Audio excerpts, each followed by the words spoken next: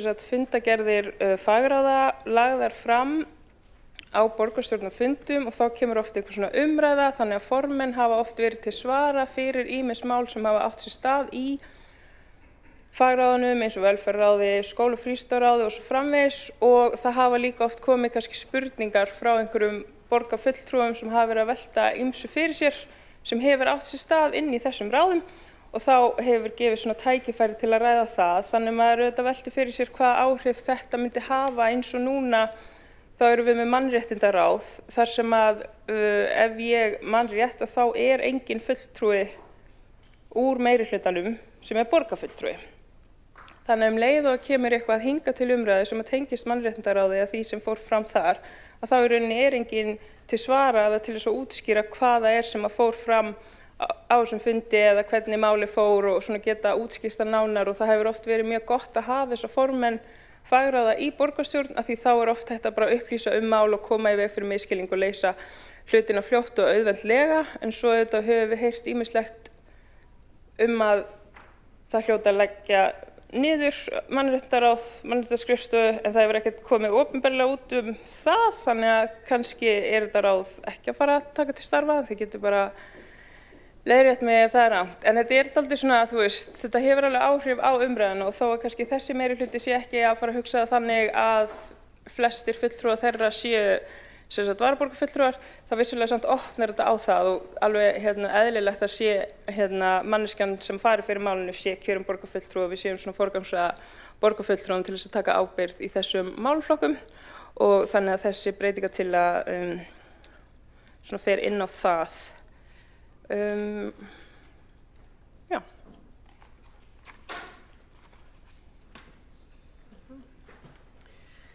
Þá hefur borgarfulltrúi Sanna Magdalena Mörtudóttir lokið sinni ræðu og Einar Þorsteinsson, borgarfulltrúi óskar eftir að veita andsvar, gjörðu svo vel.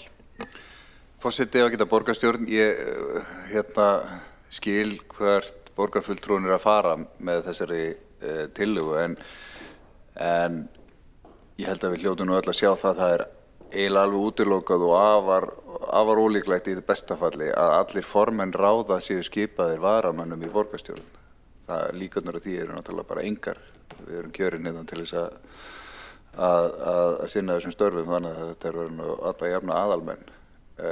Og svo eru náttúrulega hér borgarstjóri og formaður borgarráðs og aðrir til svara ef svo ber undir að fyrsti varamaður eins og í þessu tilfelli sem borgarfulltrúin nefnir séu bara til svara ef að mál koma upp sem að varða ráðið. Þannig að mér finnst þetta svona dálítið langsótt en telur borgarfulltrúin líklegt að formenn ráða verði alla jafna úr röðum fyrstu varamanna eða varamanna. Þá hefur borgarfulltrúi Einar Þorsteinsson lokið við að svara andsvari og veiti þá andsvara öðru sinni Sanna Magdalena Mörtudóttir, gjörðu svo vel. Forseti og borgarstjórn, ég var að vekja athygli á því að þetta opnar á það og tók jafnframt fram að það væri svona ekki tilhneiging hjá þessum meirihlutaflokkum til þess að skipa í miklu mæli varaborgarfulltrúa í þessu ráðunefndir en eins og við sjáum í fundagerð síðasta borgarstjórnarfundar þegar það er kosning 7 fulltrúi í mannréttindaráði að þá er þetta af lista DCB, þá er þetta allt varaborgarfulltrúar. Þannig að það er engin borgarfulltrúi í þessu ráði en kannski er það að því þá að leggja ráðið niður og það mun ekki starfa en þú veist, þetta er til dæmis dæmi það hvernig í rauninni enginn af þessu ágæta fólki þarna mun koma til með að sitja fundi borgarstjórnar sem borgarfulltrúar. Borgarfulltrúi Sanna Magdalena hefur lokið við að veita andsvara öðru sinni og svara þá andsvara öðru sinni borgarfulltrúi Einar Þorsteinsson, gjörðu svo vel. Forseti, ég held að það velkist enginn í vafa það að þessi meirihluti hefur í hyggju að endurskoða mannréttinda eða uppbyggingu þessara mála hér í borginni, bæði mannréttindaskrifstofuna og lýðræðislega fyrirkomulag sem að tengist henni. Og það verður bara komið í ljós, það er bara mikilvægt að stíga þau skref eitt í einu og vandlega en við byrjum svona. Þá er andsvörum lokið og við höldum áfram með mælendaskrá. Næstur í pontu er borgarfulltrúi Pétur Marteinsson, gjörðu svo vel.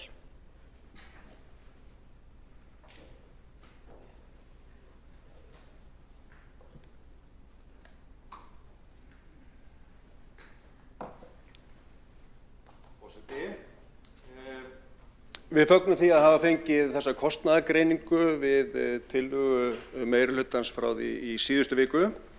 Það var ágætt að fá hana og lesa hana yfir. Það hins vegar ljóst að með þessum breytingum kostnaður auki við nefndirnar, þeim fjölgað. En okkur þótti einkennilegt að sjá að í þessu kostnaðarmati væri til þess að þetta liti betur út að það eru laun fyrsta varaborgarfulltrúa tekin út. Þannig að fyrstu varaborgarfulltrúar, ég veit ekki hvort þau öll gert ykkur grein fyrir því, þau sem eru fyrstu varaborgarfulltrúar, en það gert ráð fyrir að þau falli út og þá lítur þetta strax betur út. Það einkennilegt núna í annarri umræðu þetta mál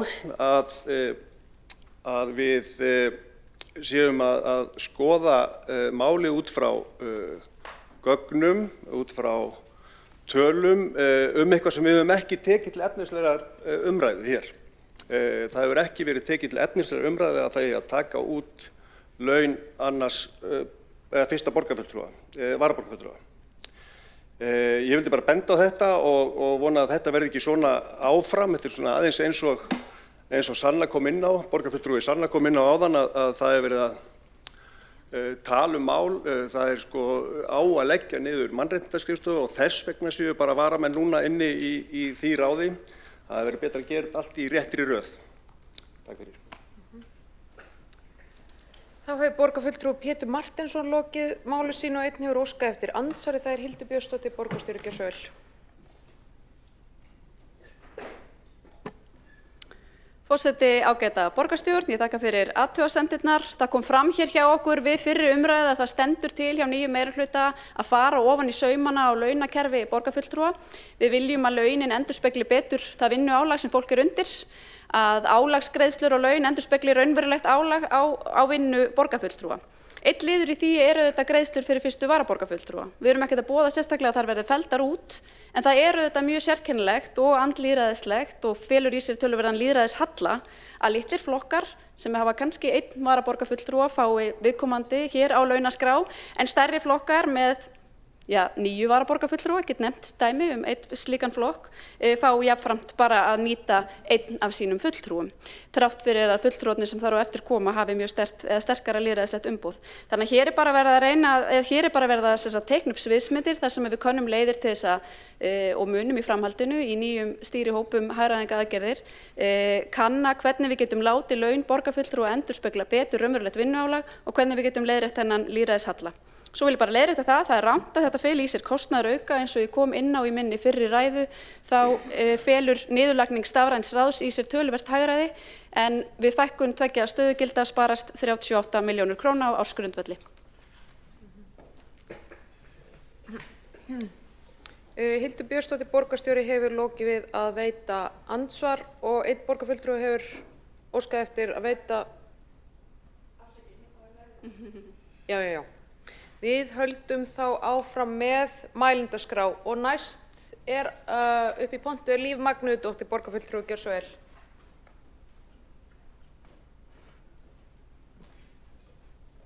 Forseti, ágæta borgarstjórn, ég rétt að sjá þessa samantekt á kostnaðarmati núna. Hún barst okkur klukkan 8:58, þá var ég komin í húsið mitt að mála glugga, en allt í lagi. Ég mun liggja yfir þessu. Það kannski tvennt sem ég vil gera athugasemd við hér í dag. Annars vegar hefði mér fundist í lófalagið að boða forsætisnefnd á fund til þess að ræða þetta. Það okkar vettvangur til þess að fara yfir þessa hluti og það hefði farið vel á því að forseti hefði boðað slíkan fund, fyrsta fund nýs kjörtímabils, svona aðeins að taka stöðuna. Þá varum við líka kannski laus við þessar umræður í þessum sal ef að samtalið hefði átt sér stað í forsætisnefnd. Svo langaði mig að varðandi vinnulagið að samþykktirnar og launastrúktúrinn risastórt mál. Þegar við á sínum tíma 2018 aftengdum laun borgarfulltrúa við þingfararkaupið, þetta tók marga mánuði að vinna nýtt fyrirkomulag. ég veit ekki, kannski sjá sér þessi meirihluti fyrir sér að vinna þetta hratt, það er bara frábært, en það verður að greiða úr þessu sem fyrst, það er náttúrulega forsætisnefnd sem gerir það, vinna fyrir þar fram. Ég er alveg sammála borgarstjórum með það að launin eigi að endurspegla vinnuframlag. Skil það, það er meira og fleiri verkefni að sitja í meirihluta heldur en að vera í minnihluta og fá þá kannski litla ábyrgð. Þetta er bara ólíkt, en mér langar líka að halda því til haga að þetta getur í hinn endan, eins og þetta er sett upp núna og verið að ræða, þetta getur líka aukið kostnað. Við erum auðvitað þá kannski ekki með formenn sem eiga ekki sæti í þessum sal og með breytingu á sveitarstjórnarlögum 2011 þá var tekið fyrir það að vera með svokallar handbolta innáskiptingar í þessum sal eða bara í sveitarstjórnum yfir höfuð, heldur það þurfa náttúrulega forföllin að vera lögmæt. Áður en lögin tóku gildi, að það voru varamenn bara sem að biðu eftir að stökkva inn og fara síðan aftur út og svoleiðis, og það var svona hugsað til þess að gefa einmitt þeim rými neðar á lista til þess að koma inn og hafa aðkoma að borgarstjórn. Það eru hins vegar kjörnir fulltrúar sem að eiga sæti, 23 samtals. Þannig að við ættum alveg að geta rekið Reykjavíkurborg með þessum fulltrúum og sem málsvara þá fyrir þau verkefni og þá vinnu sem á sér stað í fagráðunum inn í þessum sal. En það sem að þetta er í rauninni verið að opna á er að þú ferði lengra niður listan og þá týnist dálítið ansvarið eða ábyrgðin. Þannig að þú ert kannski með eitthvað sem ekki á rödd hér inn í þessum sal til þess að fylgja málum eftir. Og þá eru náttúrulega auka kostnaðargreiðslur fyrir hann til þess að koma og það er eitthvað sem rýmir þá til fyrir viðkomandi aðila þá væntanlega í meirihlutanum. Og fyrir litla flokka, af því að litlir flokkar eiga líka rödd í þessum sal og eru alveg jafnsetti hvað lýðræði varðar og stóri flokkar, og það er ekki þannig að stóri flokkar eiga bara að gleypa allt og ráða öllu, af því að þetta er einhvers konar samtal og við erum einhvers konar þverskurður af Reykjavíkurborg, að þá er það líka meira álag fyrir litla flokka sem að þá þurfa að reiða sig á sína varamenn og þá helst sinn fyrsta varaborgarfulltrúa, vegna þess að ef þú ætlar að setja þau inn í allt og öll þau verkefni sem þú færð í fangið sem borgarfulltrúi, að það tekur það bara tíma. Og þess vegna þurfum við að reiða okkur á fyrsta varaborgarfulltrúan okkar til þess að geta sinnt þessu að mynduleik og ekki bara, nei, heyrðu, ég kemst ekki frá úr vinnunni og hvað á maður að gera, fara niður listan þangað til leikur og segja, já, heyrðu, ég get skroppið frá. Það er líka kostnaðarfólginn í því. Þannig að það sem ég myndi vilja gera er að halda mjög vel utanum það að vera annars vegar með fyrsta varaborgarfulltrúa sem er hálfgerð þeytipíka og hleypur í allt og veit allt og setur sig inn í allt, versus það að hafa bara einhvern neðar á listanum sem að fær þessar einskiptisgreiðslur. Þetta myndi ég vilja halda mjög vel utanum þegar við förum og ræðum þetta og jafnvel erum að fara að breyta samþykktum. Svo langar mig að spyrja borgarstjóra, því að borgarstjóra sagði hér í ræðu sinni varðandi stafræna ráðið að með niðurlagningu stafræns ráðs að þá er verið að spara 38 milljón krónur á ársgrundvelli. Og þá langar mig að vita, eru þetta þá í formi uppsagna, af því að það eru 2 starfsmenn inn á þjónustu- og nýsköpunarsviði sem hafa bara verið að sinna stafræna ráðinu, eða í hverju er þessi sparnaður? Ég veit að borgarstjóri talaði að þetta væri launakostnaður, þannig að ég vil spyrja, kom til uppsagna. Svo hlakka ég bara til að taka þessu samþykktu borgarstjórnar, endurskoða launastrúktúrinn, hann þarf að vera sanngjarn, en við skulum ekki gleyma litlu flokkunum. Borgarfulltrúi Líf Magnúsdóttir hefur lokið við sína ræðu og einn borgarstjóri hefur óskað eftir að veita andsvar. Gjörðu svo vel, Hildur Björnsdóttir. Forseti, ágæta borgarstjórn, það er sjálfsagt að bregðast við spurningu borgarfulltrúa Lífar Magnúsdóttur varðandi stafræna ráðið. Mér bárust þar upplýsingar þegar að við formlega lögðum frá samþykktarbreytingar sem gerðu það verkum að stafrænt ráð yrði lagt niður, þá bárust mér upplýsingar frá sviðsstjóra að við þessa breytingu féllu niður 2 stöðugildi á þróunar- og nýsköpunarsviði. Sviðsstjóra var falið að útfæra þetta, vildi svo til að það var verið að leita að 2 starfsmönnum á sviðið í önnur laus stöðugildi sem höfðu losnað út frá starfsmannaveltu og þessi starfsmenn verða færðir þangað. En stöðugildi á sviðinu þeim fækkar 2 heilt yfir og hagræði af því eru 38 milljónir króna samkvæmt upplýsingum frá fjármála- og ástýringarsviði. Já, borgarstjóri hefur lokið við að veita andsvar og svara þá andsvari borgarfulltrúi Líf Magnúðardóttir.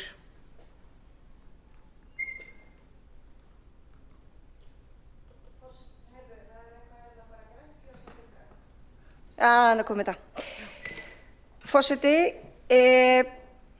mér telst þá svo til að þrátt fyrir það að þjónustu- og nýsköpunarsvið hafi til einhvern veginn í sínu mengi ráð til þess að ráða þessa 2 en ætla ekki að gera það er ekki beinharðir peningar þó núna. Þetta eru bara peningar sem að sparast. Þetta eru ekki útgjöld, heldur þetta á einhverjum ársgrundvilli að þú ert ekki að ráða þá í þessi stöðugildi.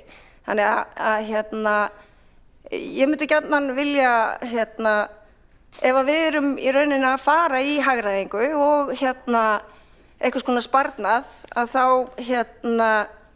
þarf það að vera í hendi til þess að geta sparast. Þannig að þetta eru ekki peningar sem hafa komið til. Ég velti því þá líka fyrir mig hvort að ramminn og þá sú vinna sem að fer að stað núna varðandi úthlutun ramma, hvort að það þá eru 38 milljónir sem verða skortnar niður á rammanum. Eða bara svona, þegar stórt er spurt. Já, borgarfulltrúi Líf Magnúðardóttir hefur lokið við að veita andsvar öðru sinni og svara þá andsvari borgarstjóri Hildur Björnsdóttir. Forseti, ágæta borgarstjórn, við þessa breytingu þá fækkar stöðugildum og þróunar- og nýsköpunarsviði 2.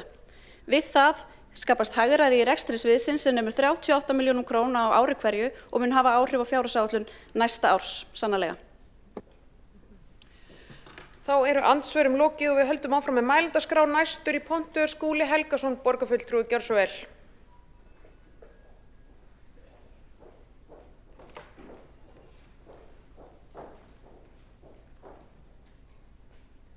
Forseti, ágæta borgarstjórn. Það er sjálfsagt að breyta og sérstaklega ef að breytingarnar þjóna vel skilgreindum markmiðum bætta stjórnsýslu eða þjónustu við borgarbúa. Breytingum fylgir hins vegar álag á stjórnsýsluna sem að erfitt að meta til fjár og kostnaður sem á að vera auðvelt að meta til fjár.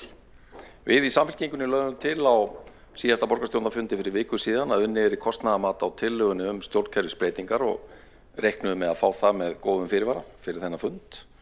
Það stóðst reyndar ekki, kostnaðarmati var sent út fyrir 3 tímum síðan og það sem að kannski merkilegast er að það er fullt af allskyns forsendum og vangaveltum sem að koma ekkert fram í tillögunni sjálfri. Forsendum sem hafa ekki verið lagðar fram í borgarstjórn og því hvergi verið samþykktar.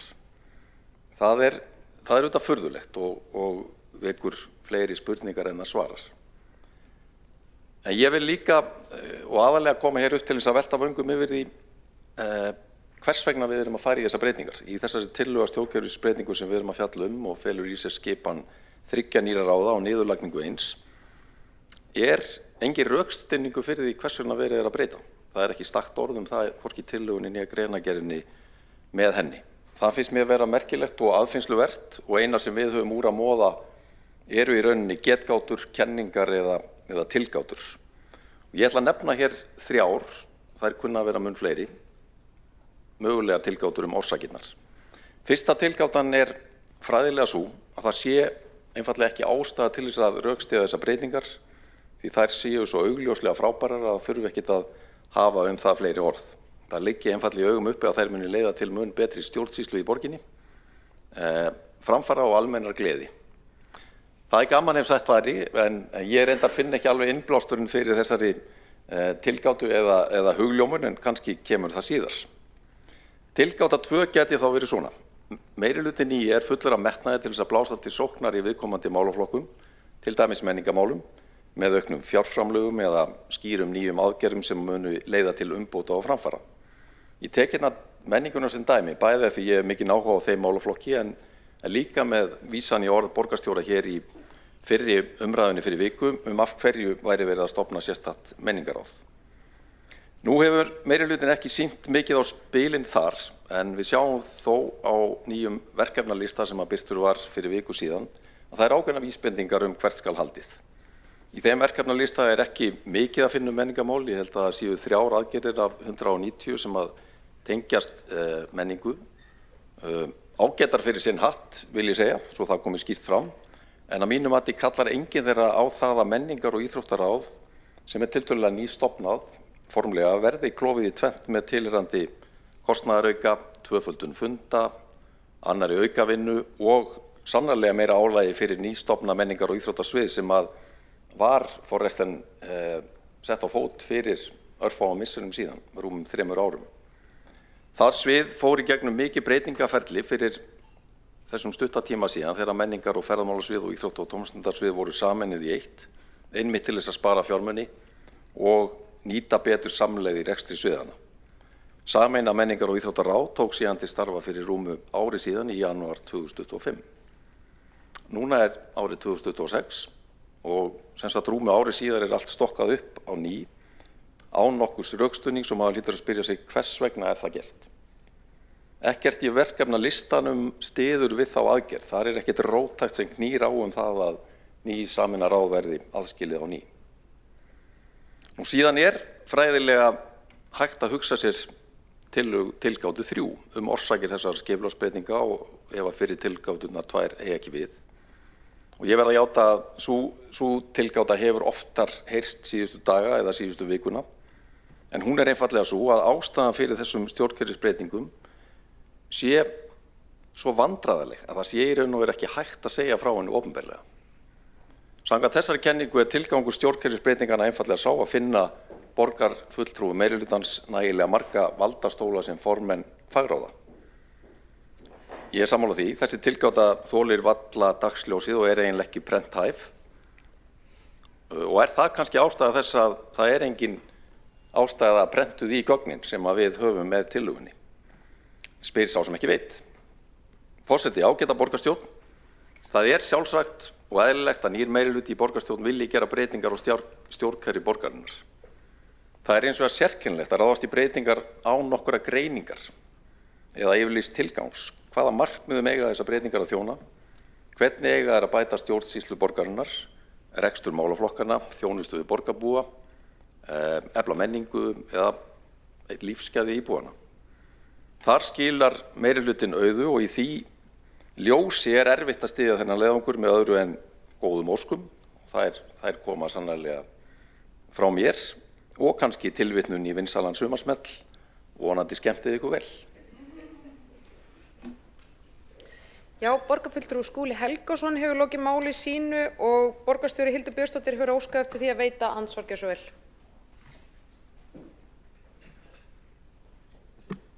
Forseti, ágæta borgarstjórn, ég sé að það er líf og fjör í minnihlutanum og fólk með nægan tíma á sínum höndum til þess að fara í skapandi hugsanir og gróa á leiti, jafnvel komið með sæti við borðið. Ég skal bara skýra þetta aftur eins og gert var við fyrri umræðu. Hér erum við að nýta fjármuni með þeim hætti sem við teljum best. Við höfum lagt áherslu á það að draga úr sóun og færa fjármuni í þá málaflokka sem okkur þykja skipta mestu máli. Okkur finnst menningin hafa setið á hakanum í gamla ráðinu og viljum leggja sérstaka áherslu á menninguna og ætlum að blása til sóknar að gera Reykjavíkurborg að menningarborg á heimsmælikvarða. Við leggjum líka sérstaka áherslu á leikskóla og daggæslumálin. Hér í meirihlutanum er margt fólk sem að lifir og hræðist í þeim veruleika í dag. Við erum foreldrar ungra barna og við ætlum okkur að ná árangri í þessum málaflokki. Þannig við setjum hann sérstaklega á kortið. Við teljum okkur líka geta létt verulega á fundarsötum með því að draga málaflokkin út úr þungu skóla- og frístundaráði sem því miður hefur ekki náð nægilega miklum árangri undir forystu Samfylkingar í langan tíma í leikskóla- og daggæslumálum. Nú er tíma mínu lokið. Þá hefur borgarstjóri lokið við að veita andsvar og þá svarar andsvari borgarfulltrúi Skúli Helgason. Já, forseti, ágæta borgarstjórn. Ég bara þakka borgarstjóra fyrir þessi orð og þau eru bara hjálpleg. Mitt innlegg gekk aðalega út á það að það sé mjög skrítið þegar við erum að ráðast í umfangsmiklar stjórnkerfisbreytingar að við séum ekkert að rökstyðja það í gögnum málsins sem að við erum auðvitað viljum vinna okkar málflutning út frá og ég sakna þess ennþá að heyra ekki betri útlistun á því af hverju við erum til dæmis að stofna nýtt menningaráð. Hér talar borgarstjóri það að sá málaflokkur hafi ekki fengið nægilega vigt á undanförnum árum. Ég hjartanlega ósammála því.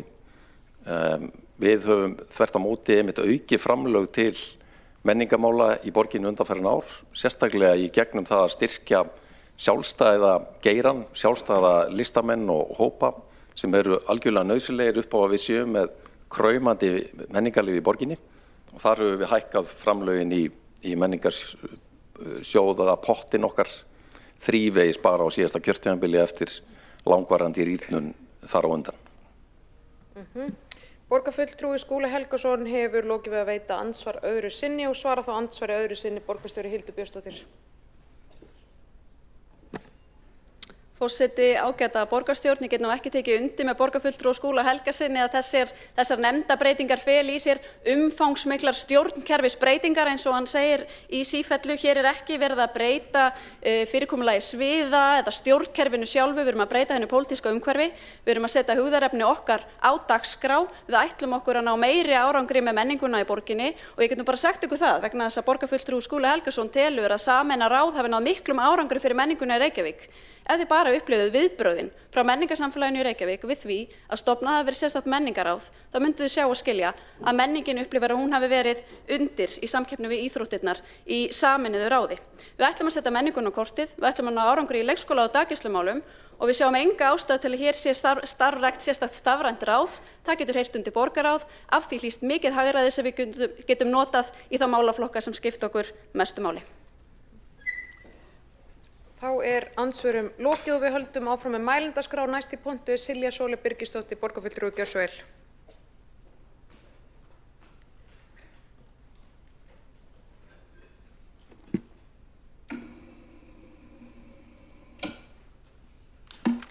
Kæri forseti, ágæta borgarstjórn, það eru nokkrir hlutir sem mig langar að ávarpa. Fyrst varðandi breytingatillöguna að formenn fagráðanna skulu koma úr hópi aðalmanna. Ég veit að það bara raunin núna í mannréttindaráði, en fyrst það verið að hafa, fyrir að vera að gera þessa breytingu á samþykktinni, af hverju ekki að skjóta inn þessum varnagla?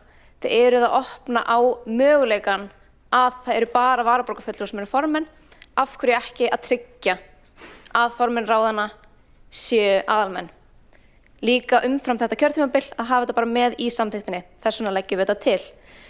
Síðan langaði mig líka að orpa nokkra hluti varðandi við fengum þetta kostnaðarmat mjög seint og ég hef verið að reyna að lesa þetta almennilega fyrst það kostar svona kostnaðarmat sem ég les, en það kemur fram að langmesta hagræðingin kemur við það að leggja niður laun fyrstu varaborgarfulltrúa og þegar að fá varaborgarfulltrúa að taka við sæti í fastanefndum í staðinn. Þar kemur fram að það verið að taka 11 sæti í fastanefndum, en þegar ég taldi hversu margir varaborgarfulltrúar í hversu mörgum sætum í þessum ráðum sem við vorum að skipa, þá voru þeir 34.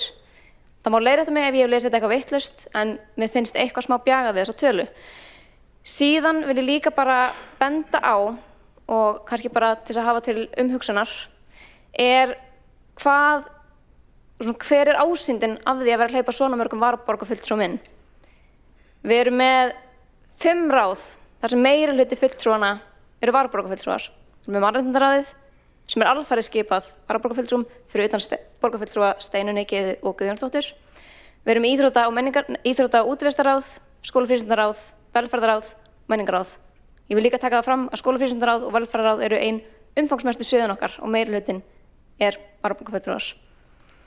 Á sama tíma eru 7 borgarfulltrúar sem sitja aðeins í einu ráði, á meðan sem varaborgarfulltrúar sitja í 2 eða 3. Þetta bara eitthvað til að hugsa þetta hvernig þeir röðu á listan, en ég held að þetta muni aðeins veikja traust til borgarfulltrúa. Við erum andlitið, við erum nöfnin sem að borgarbúar þekkja, við eigum að vera málsvarar fyrir það sem gerist í ráðunum. Takk. Silja Sóley, borgarfulltrúi, hefur lokið við sína ræðu og næst á mælendaskrá Sanna Magdalena Mörtudóttir, borgarfulltrúi, gjörðu svo vel. Forseti og borgarstjóri Hildur Björnsdóttir fór yfir það áðan þetta hagræði vegna niðurlagningu stafræns ráðs og áhrif á stöðugildi. Ég bara náði því ekki alveg hvað nákvæmlega var átt við. Það er þarna 2 stöðugildi en að það var óska eftir starfskröftum annars staðar, þannig að þau færast á milli.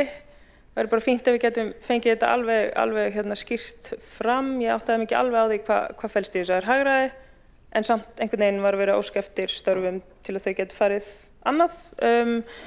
Og svo svona velti ég fyrir mér, í verkefnalista Sjálfstæðisflokksins, Framsóknar og Viðreisnar að þá stendur með leyfi forseta: við ætlum að þrýsta á lagabreitingu svo fækki með borgarfulltrúum úr 23 í 15. Tilvitnun lýkur. Ég svona velti fyrir mér hvort að þetta einhvern veginn tengist þessum áherslupunkti í verkefnalistanum, hvort það sé einhvern veginn verið að leitast við að sýna fram á að það sé hægt að mannita með færri kjörnum borgarfulltrúum. Ég svona velti þessu fyrir mér hvort að þetta tengist því eitthvað og spyr því bara hreint út það hvort það sé einhverja tengingar þarna á milli. En einmitt hagræðið og síðan fjöldi borgarfulltrúa. Takk. Já, borgarfulltrúi Sanna Magdalena hefur lokið við máli sínu og borgarstjóri hefur óskað eftir andsvari. Hildur Björnsdóttir, gjörðu svo vel. Forseti, ágæta borgarstjórn, það er sjálfsagt að skýra betur hvað felst í hagræðingu inn á þróunar- og nýsköpunarsviði. Áður voru 2 stöðugildi sem að sinntu stafrænu ráði. Það er hægt að leggja þau niður. Það eru önnur 2 stöðugildi laus inn á sviði. Það sem þarf að ráða í sökum starfsmannaveltu. Fólk hefur hætt störfum. Í stað þess að ráða inn nýtt fólk, þá flytjast þessar einstaklingar til. Stöðugildin 2 sem áður voru kringum stafrænt ráð eru laus og lögðu niður og af því skapast hagræði.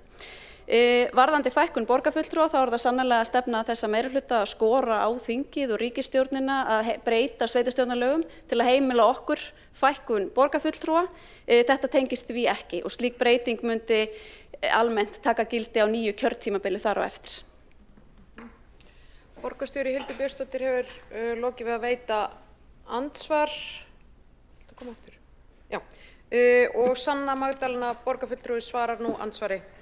Já, forseti og borgarstjórn, ég velti fyrir mig bara hvort þetta taki þá gildi strax. Ég er aðeins að hugsa bara með fjárhagsrammann sem við erum með vegna ársins 2026, að því þetta er þá væntanlega, ég er aðeins að hugsa jafnframt og ég er að tala. Það sem ég á að segja er að reyna að segja skýrt, en þetta er í rauninni að því það var þá óskað eftir, eða það var verið að óska eftir starfsfólki í stöðugildi þar sem störfin voru auglýst og svo erum við með ákveðna heimild í fjárhagsramma, þannig henni verið breytt til þess, hún verið...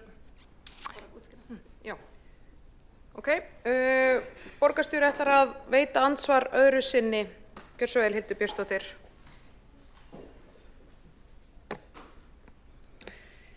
Forseti, ágæta borgarstjórn, á sviðinu voru starfandi einstaklingar sem hættu störfum, stöðugildi þeirra eru auð. Tilstend stóð að auglýsa í þessi stöðugildi. Í ljósi þess að önnur 2 stöðugildi sem að fylgja stafrænu ráði falla nú niður, þá eru einstaklingar, við skulum kalla það Jón og Gunnu, þau starfa ekki lengur við stafrænt ráð. Það eru þá 2 möguleikar uppi, að segja þeim upp störfum eða bjóða þeim þessi 2 stöðugildi sem standa auð, sem að þau sannarlega hafa hæfileikana og getuna og reynsluna og þekkinguna til að sinna. Og sviðsstjóra var gefin heimild til þess að meta þetta og mér skilst að það hafi orðið ofan á. Að þessir einstaklingar sem áður störfuðu við stafrænt ráð fari inn í þessi lausu stöðugildi, hin 2 stöðugildin falla niður. Heildaráhrifin eru fækkun stöðugilda á þróunar- og nýsköpunarsviði 2. Já, andsvörum þá lokið og við höldum áfram. Næsta á mælendaskrá borgarfulltrúi Ragnhildur Alda Vilhjálmsdóttir. Gjörðu svo vel.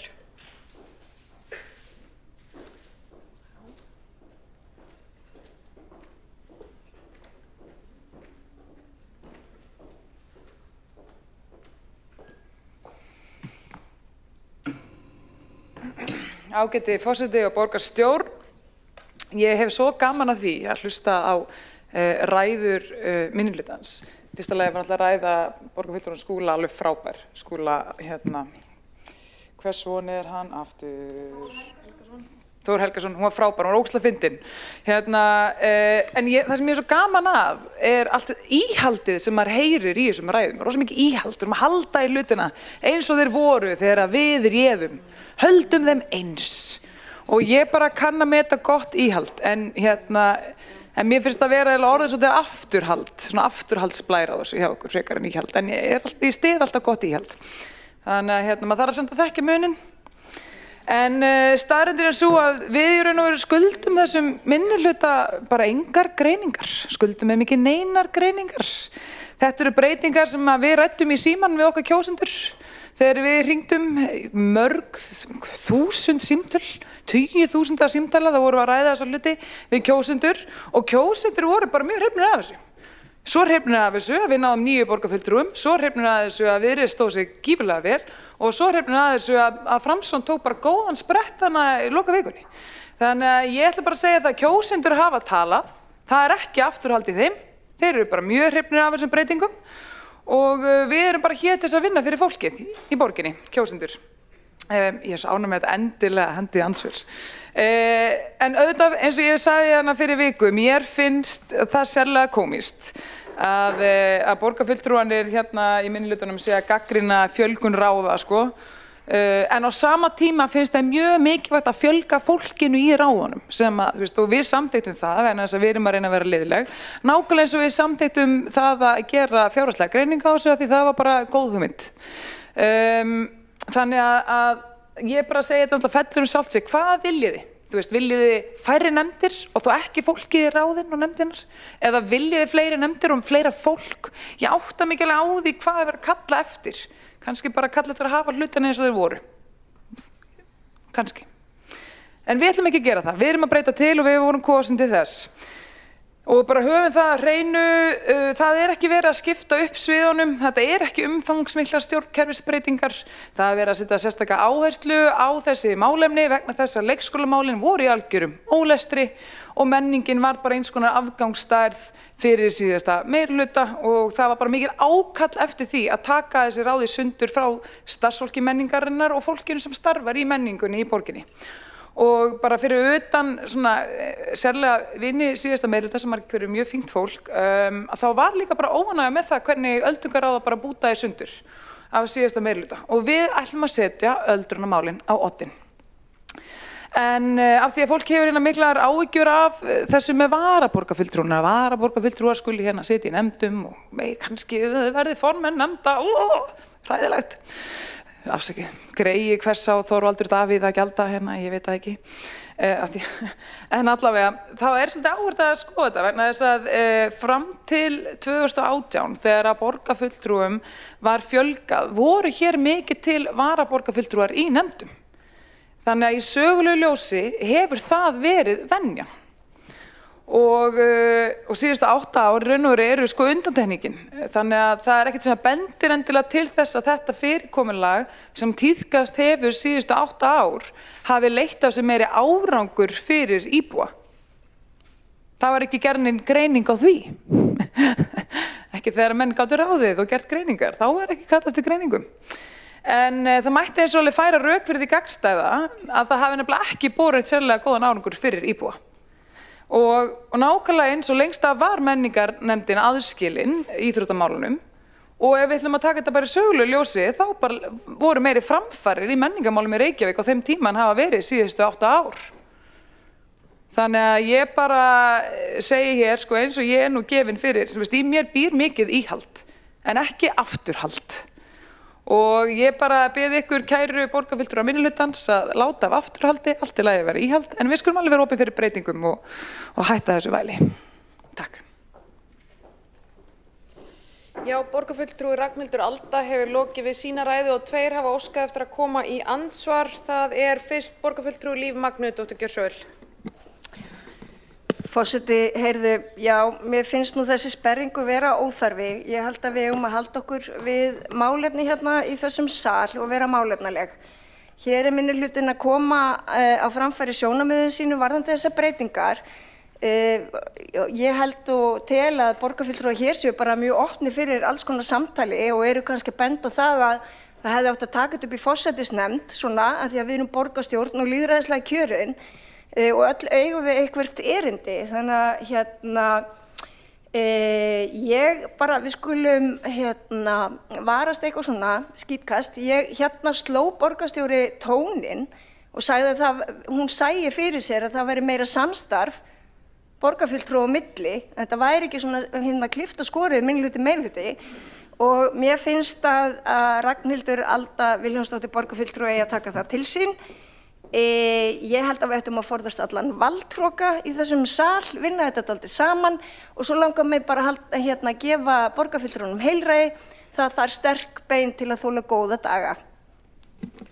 Já, þá hefur Líf Magnúsdóttir borgarfulltrúi lokið við að veita andsvar og svara þá andsvari borgarfulltrúi Ragnhildur Alda. Gjörðu svo vel.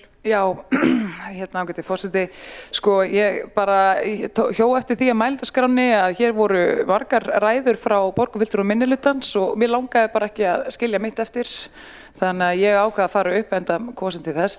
Hitti það að ég hef líka tekið eftir í hversin sem ég gagnrýni eitthvað í ræðu minnihlutans að þá er það bara leiðindi kallað.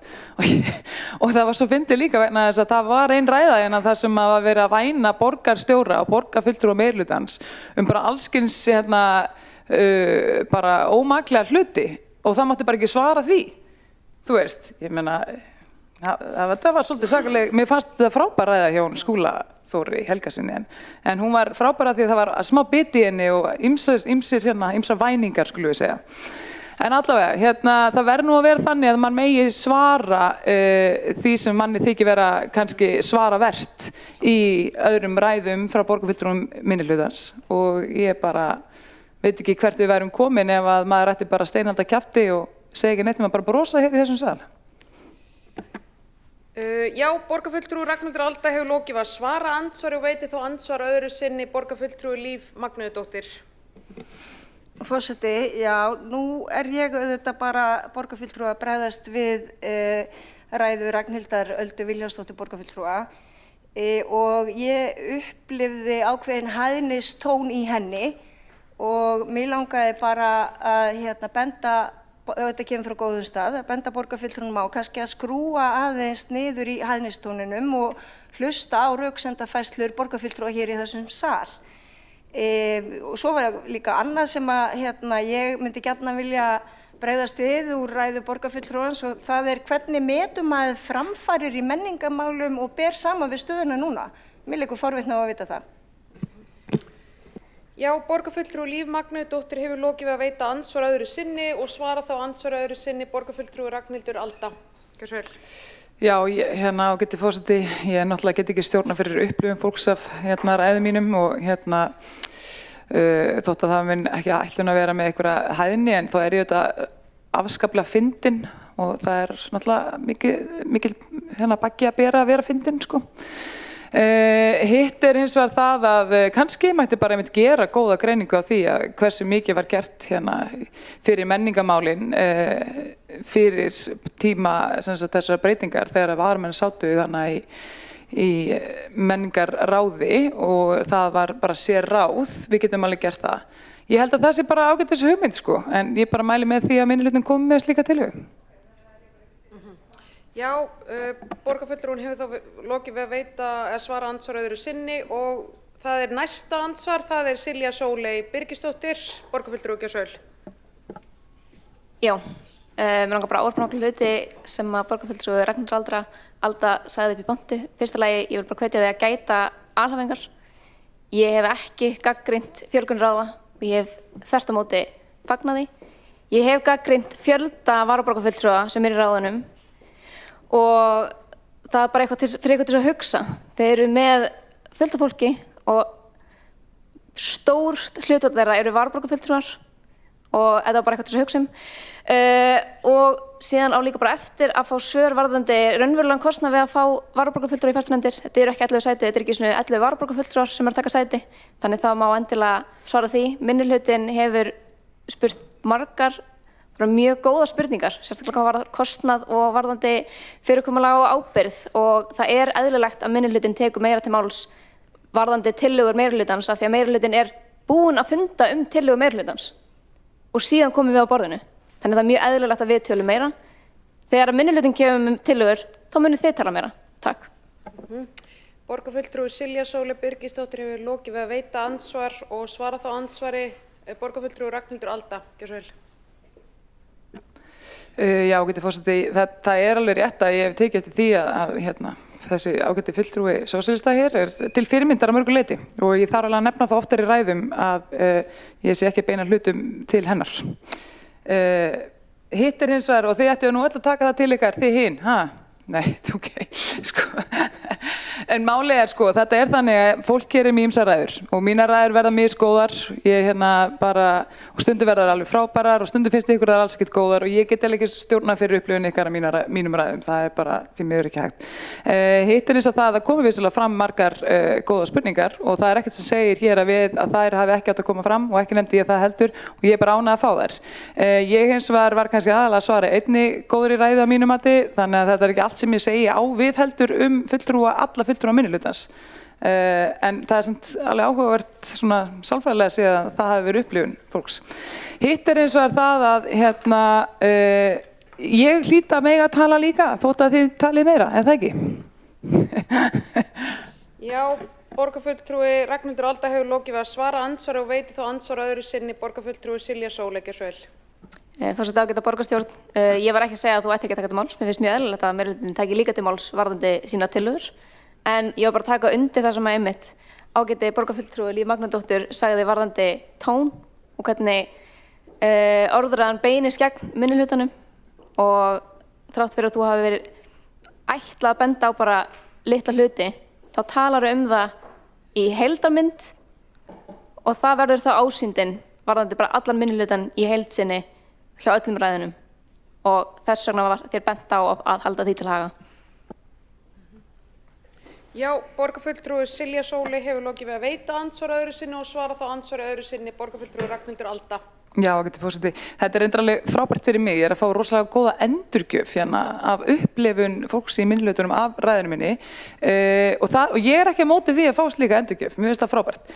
Það má líka stundum ræða bara efnislu hlutina sem komu fram í ræðunni, frekar en tónin, hver var ávarpaður, hver var ekki ávarpaður. Hér, núna til þess aftur með tón, en það ekkert illa meint, sko, ég bara svolítið svona. En ég endilega hvet ykkur sem flest að koma með endurgjöf, ég kann virkilega vel að meta og líka kannski á til ræða efnisinntöku ræðunar. Það ekki verra, sko. Þá andsvörum lokið og við höldum áfram með mælendaskrá og næstur í pontu borgarfulltrúi Steinunn Rómslú, gjör svo vel.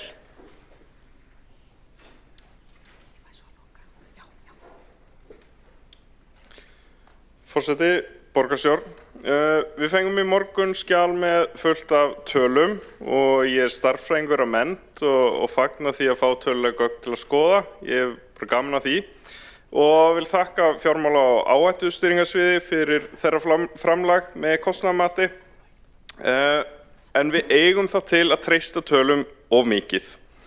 Það nefnilega stundum snúið að átta sig á kostnaði og sparnað út frá mismunandi forsendum og sviðsmyndum.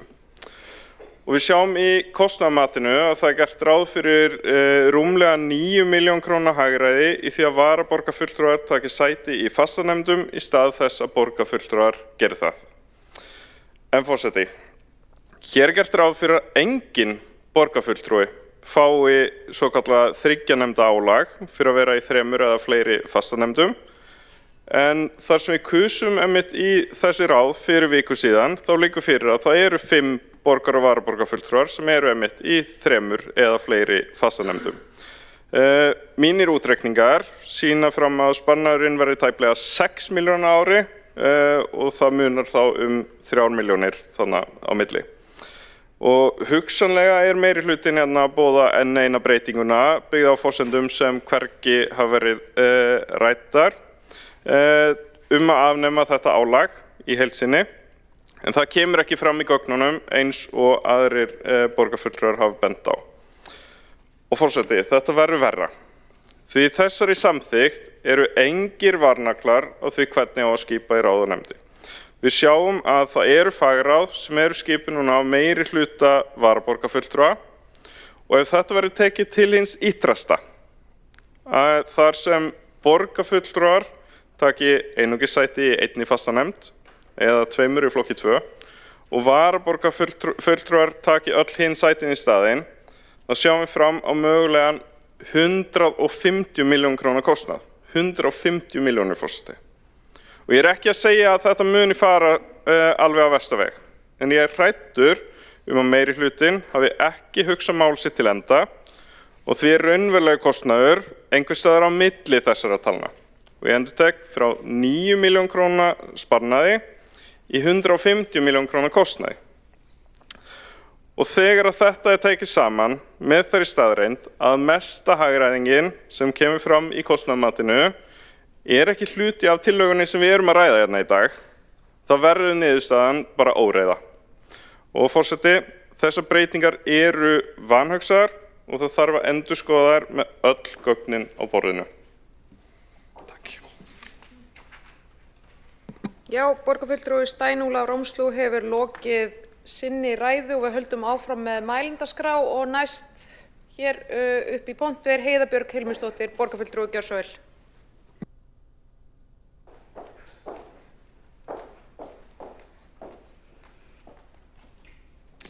Já, forseti, ágæta borgarstjórn. Ég ætlaði nú aðalega að koma hér upp og segja það að það er eðlilegt að í upphafi kjörtímabils sé skipan ráða og nefnda endurskoðuð og í rauninni held ég að við mættum gera það oftar á mörgu leyti. Við eigum alltaf að vera að endurskoða hvernig við ætlum að nýta þennan lýðræðislega vettvang sem borgarstjórn til þess að ná fram breytingum, til þess að ná fram tækifærum fyrir borgarfulltrúa til þess að láta til sín taka í þeim málefnum sem á þeim brenna og þau geta verið mismunandi og gegnum tíðina hefur borgarstjórn margoft breytt sínum samþykktum.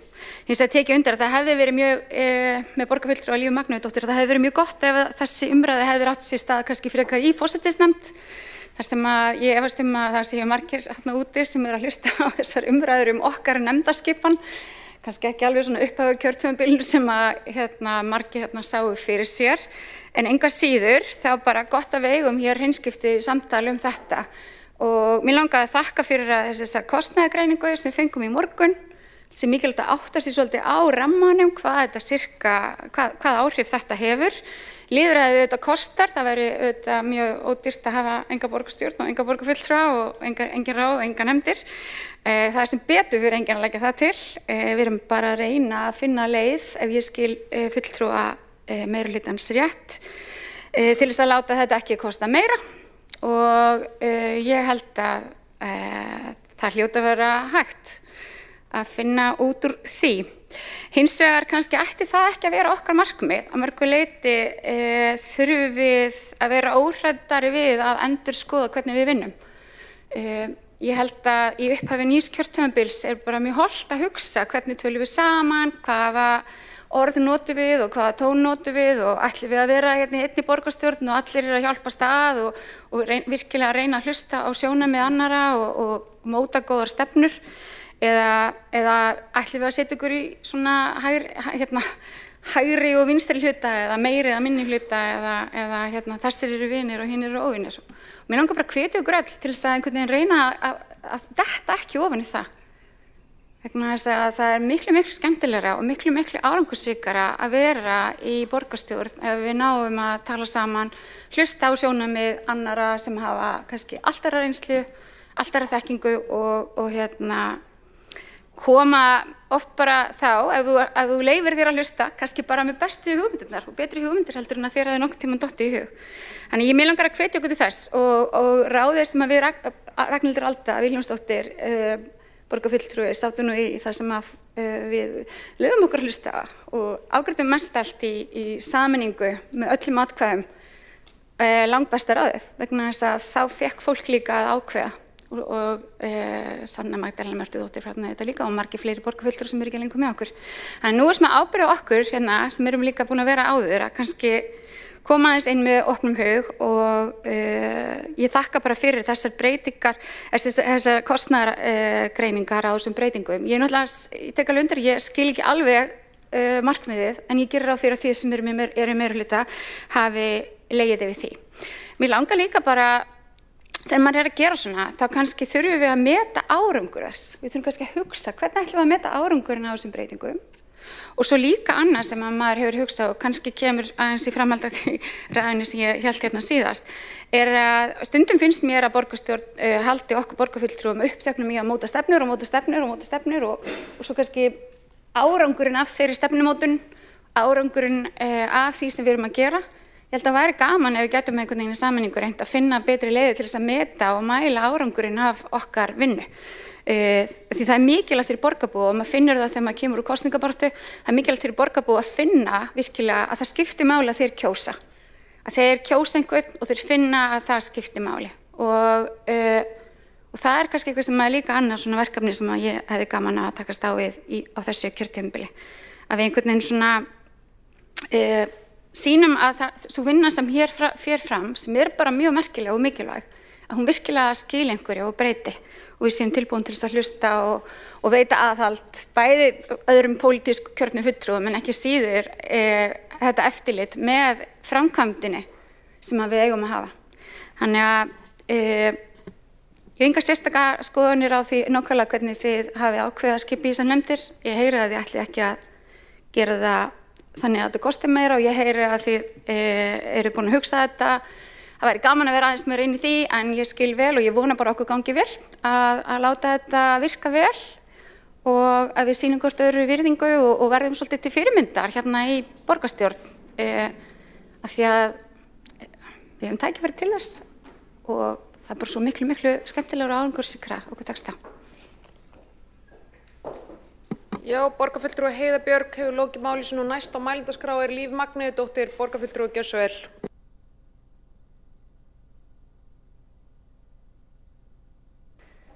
Forseti, já, formalismi, uppáhalds viðfangsefni mitt. Nei, djók. Heyriði, ég nú aðeins búin að glugga í þessar tölur sem við fengum sendar í morgun klukkan 8:59. Þakka fyrir þær, mjög gagnlegt. Þetta auðvitað, nú ég að endurtaka sjálfa mig og ég ætla bara að leyfa mér að endurtaka sjálfa mig. Þið oddvitar hafið endurtekið ykkur mjög mikið í þessari kosningabaráttu í öllum sjónvarpsviðræðum, þannig að þetta eðli stjórnmálanna að endurtaka sig.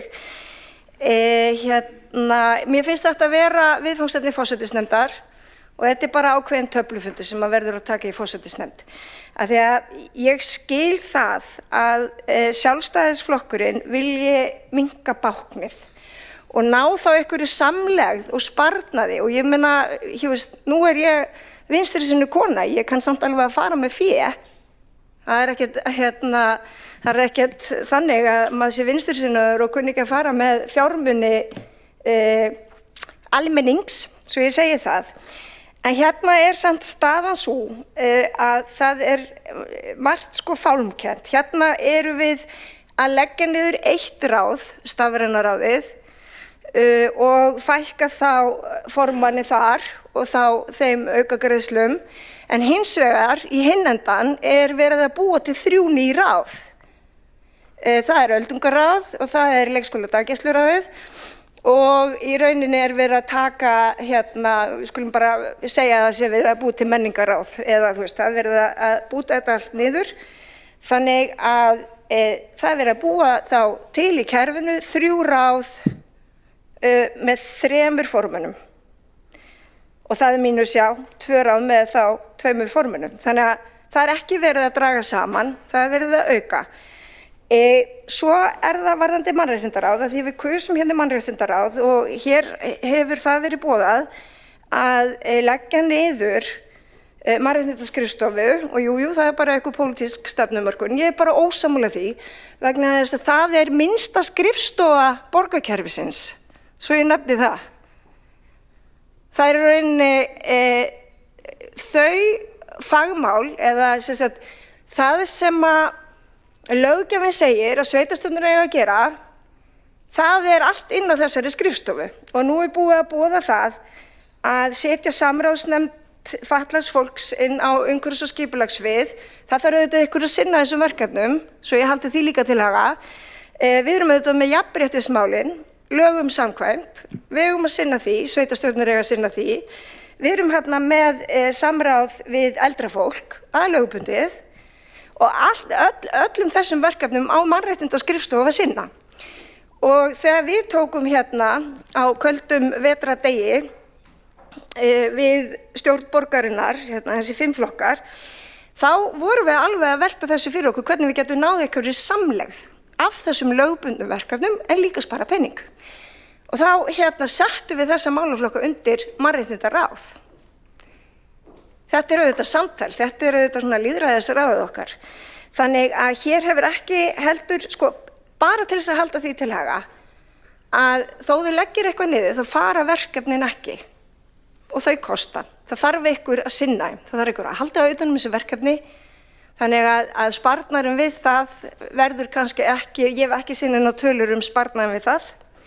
Þannig að það má líka alveg hugsa í þessari vinnu, hver samlegðin, sko, og þá ég ekki að hugsa eitthvað launastrúktúr eða launakostnað, eitthvað sem leggst ofan á launin okkar. Það eru auðvitað þessi málaflokkar og þau verkefni sem eiga að gagnast borgarbúum og árangurinn af þeim. Og ég tek undir með Heiðu Björgu Hilmisdóttur borgarfulltrúa að við þurfum kannski einhverja mælikvarða. Að það hér var Ragnhildur Alda Vilhjálmsdóttir í ræðustól, borgarfulltrúi, að tala þann gríðarlega árangur í menningarmálum þegar við vorum með menningarráð eitt og sér. Ég hef aldrei séð neitt það. En það auðvitað gott að við séum með einhverja samantekt á þeim verkefnum, þannig að við getum öll verið að tala það saman. Það sama og hver ávinningurinn Vegna þess að við erum fyrir borgarbúa. Þannig að ég myndi gjarna vilja fá skýrari svör varðandi jafnréttismálin, hvert fara þau, ofbeldisvarnamálin. Við vitum að það búið að búa til heilt nýtt ráð fyrir eldra fólk og samráð við það, en svo verður samráðsnefnd fatlaðs fólk einhvern veginn potað inn í uskið. Það þarf auðvitað einhver að sinna öllu þessu og það kostnaður sem að hlýsta því. Borgarfulltrúi Líf Magnúsdóttir hefur lokið sínu máli og næstur á mælendaskrá Brynjar Níelsson, borgarfulltrúi Gjörsöl.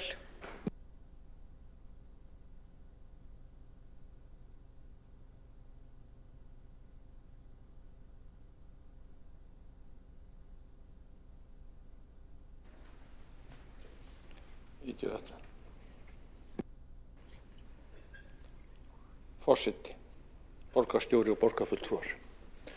Þetta búið að vera athyglisverðar umræður og ég held að séu bara ágætar, líka hjá minnihlutunum, bara fínar. Og það á að ræða þessi mál.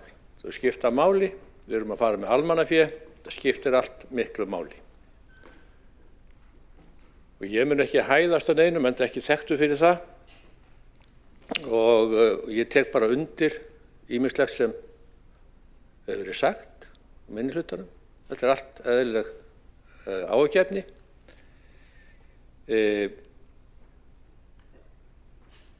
Mér finnst að vísu umræðan kannski full mikil. Þetta eru minniháttarbreytingar.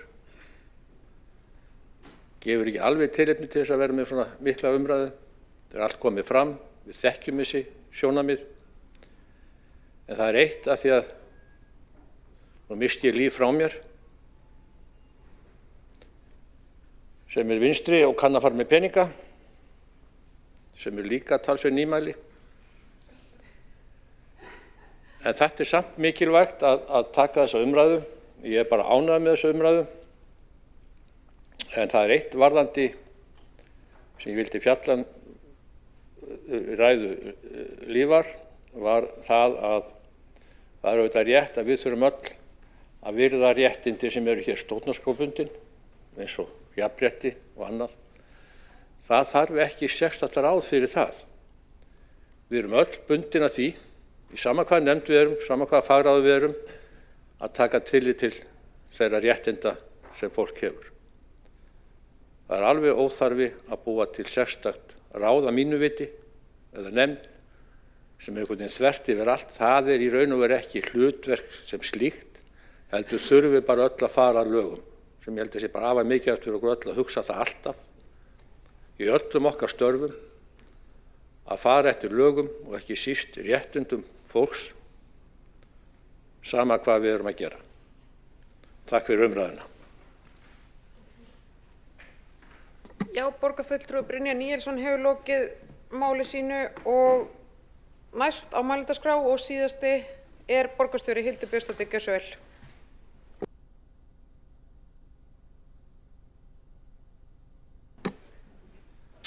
Forseti, ágæta borgarstjórn, ég þakka góða umræðu hér í dag sem var oftast bara mjög málefnaleg og mörg góð og mikilvæg sjónarmið sem komu fram. Sérstaklega ég ánægð með kostnaðarvitund félaga minna í Samfylkingunni. Lengi er von á einum og seint koma sumir og allt það, en ég fagna þessu og ég vona auðvitað að þessi kostnaðarvitund muni ráða ríkjum hér í þessum borgarstjórnarsal á þessu kjörtímabili þvert á meirihluta og minnihluta. Talandi kostnaðarmat, þá vil ég kannski upplýsa það líka þegar við köllum eftir þessu kostnaðarmati sem liggur hér fyrir fundunum, eftir fund borgarstjórnar fyrir viku síðan, að þá kom það fram hjá öllum þeim sem þurfti að standa þessu mati að það væri hálfgerður ómöguleiki að koma með fullkomið mat á áhrifum breytingana vegna þess að það margt sem erfitt að meta sem getur hreyft nálina í kostnaði við rekstur nefnda á kjörtímabili eins og innköllun varamanna og annað slíkt og það eitthvað sem þarf að taka til skoðunar. Hvernig eru varasæti í nefndum skipuð? Eru þau skipuð aðalmönnum í borgarstjórn sem fá ekki sérstaklega greitt fyrir sínar innkomur eða eru þau skipuð varaborgarfulltrúum? Ýmislegt svona getur hreyft nálina í rekstri í nefndakerfinu. Það var nú líka svolítið skemmtilegt að sjá vinkonur mínar, borgarfulltrúana Líf Magnúðardóttur og Heiðbjörgu Hilmisdóttur sem báðar voru með málefnalega innlegg benda á að þessar breytingar hefðu átt að fara fyrir forsætisnefnd vegna þess að hér var myndaður meirihluti fyrir 1,5 ári síðan þar sem þessar ágætu vinkonur mínar tóku við sem borgarstjóri og formaður borgarráðs, gerðu umfangsmiklar breytingar á nefndakerfi borgarinnar sem fóru ekki fyrir forsætisnefnd. Við ætlum okkur eins og fram hefur komið að rýna launakjör borgarfulltrúa. Við ætlum bara að gera það með sanngjörnum og málefnalegum hætti í samstarfi þvert á meirihluta og minnihluta. Þetta verður rýnt í téðum hagræðingarhóp þar sem minnihlutin mun eiga sæti við borðið og sömuleiðis fer vinnan auðvitað fram í forsætisnefnd þar sem minnihlutin á líka sæti við borðið. Og svo hefur hér verið talað að við eigum að vera duglegri í að meta árangurinn af því sem við erum að gera. Og það bara músík í mín eyru. Og okkar hér í meirihlutanum og vonandi allra hér í salnum, að við séum duglegri þegar við tökum ákvarðanir og gerum breytingar að vinna því að meta árangurinn. Og stundum kemur kannski í ljós að þær breytingar sem við innleiddum skiluðu ekki árangri og þá þarf að hafa kjarkinn til að draga þær tilbaka. Við erum klári í allt svona. En hér hefur verið ítrekað spurt tilganginn fyrir þessum breytingum, heildarmyndin sem við munum sjá þegar allar breytingar hafa komist í gegn og það eru fleiri breytingar í farvatninu. Það eru auðvitað að setja hérna ákveðin pólitísk mál á kortið. Við ætlum okkur að ná fram hagræði í rekstri nefnda og bara góðu samstarfi og góðri samvinnu og meiri og betri skilvirkni. Já, þá hefur borgarstjóri Hildur Björnsdóttir lokið við sína ræðu og fleiri hafa ekki hvatt sér hljóðs og umræðan því lokið. Við göngum til atkvæðagreiðslu og byrjum á að greiða atkvæði breytingartillögu. Já. Kemur hún? Heiða.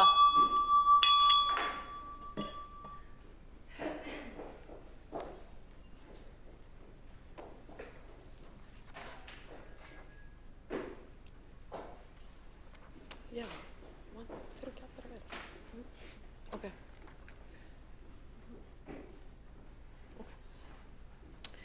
Já, við göngum til atkvæðagreiðslu og byrjum á því að greiða atkvæði breytingartillögu borgarfulltrúa Samfylkingarinnar, Vinstrisins og Sósíalistaflokks Íslands sem hljómar svo: lagt til að formenn þeirra ráða sem talin eru upp í B-lið skuli koma úr hópi aðalmanna í borgarstjórn og þeir sem samþykkja breytingartillöguna vinsamlegast gefið merki.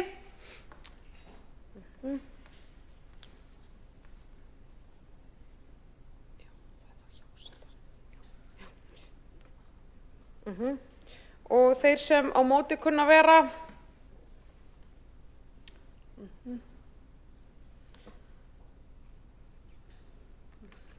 Já, breytingartillagan felld.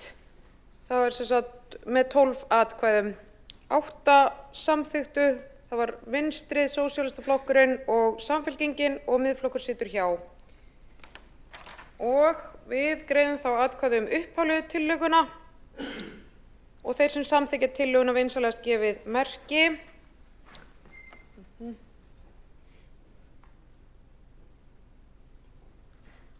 Já. Og þeir sem á móti kunna vera. Já, og þar með tillagan samþykkt með 15 atkvæðum meirihlutans og svo Miðflokksins. Og það var setið hér hjá, það var Sósíalistaflokkurinn, Vinstrið og Samfylkingin situr hjá. Og borist hefur ósk frá borgarfulltrúum Miðflokksins að taka kosningu í umhverfis- og skipulagsráð á dagskrá með afbrigðum og þeir sem samþykkja að taka kosninguna á dagskrá vinsamlegast gefið merki. Já, og hún einróma samþykkt. og þar er lagt til að Ari Edvald taki sæti í umhverfis- og skipulagsráði í stað Páls Edvalds. Einnig er lagt til að Lárus Blöndal Sigurðsson taki sæti varamanns í ráðinu í stað Ara. Og þetta skoðast samþykkt ef enginn hreyfir andmælum.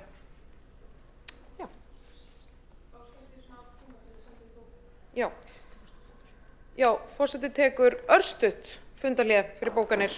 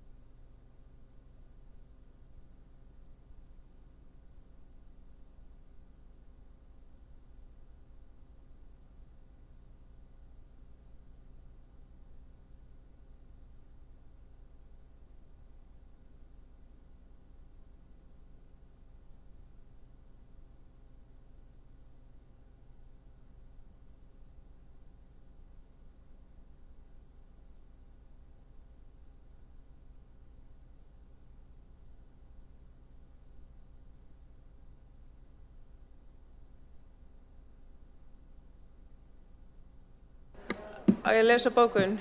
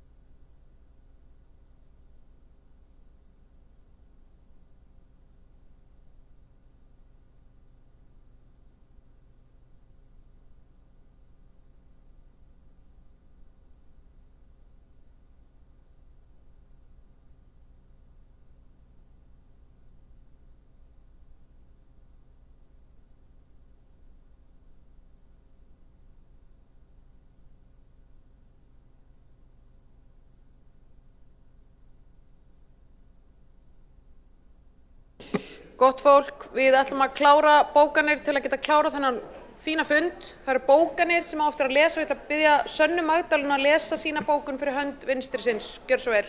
Og hljóð í salnum. Með umræddum samþykkta breytingum opnað aðkomu fulltrúa neðar á lista sem ekki hafa hlotið kjör sem borgarfulltrúar eða varaborgarfulltrúar sem aðalfulltrúa í fagráðum. Slíkt getur haft jákvæð og neikvæð áhrif og sérstaklega umræði í borgarstjórn ef formenn fagráða og fulltrúar þeirra sitja ekki í borgarstjórn. Borgarfulltrúar vinstrisins telja eðlilegt hefði verið að ræða þessa veigamiklu breytingu í forsætisnefnd sem fjallar tillögur að breytingum á samþykktum stjórn Reykjavíkurborgar. Já, og takk fyrir það og má ég biðja Einar Þorsteinsson að lesa bókun fyrir hönd meirihlutans.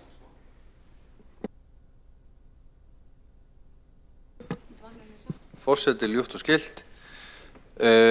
Borgarfulltrúar DCB leggja áherslu á aðhald í rekstri borgarinnar og munu ráðast í aðgerðir til þess að ná markmiðum sjálfbæran rekstur. Meirihlutinn ræðst í breytingar á ráðum borgarinnar til þess að setja skýran fókus á þau málefni sem borgarbúar kalla eftir. Meirihlutinn bendir á að við niðurlagningu stafrænsráðs sparast 2 stöðugildi sem jafngildir tæplega 40 milljóna króna sparnaði.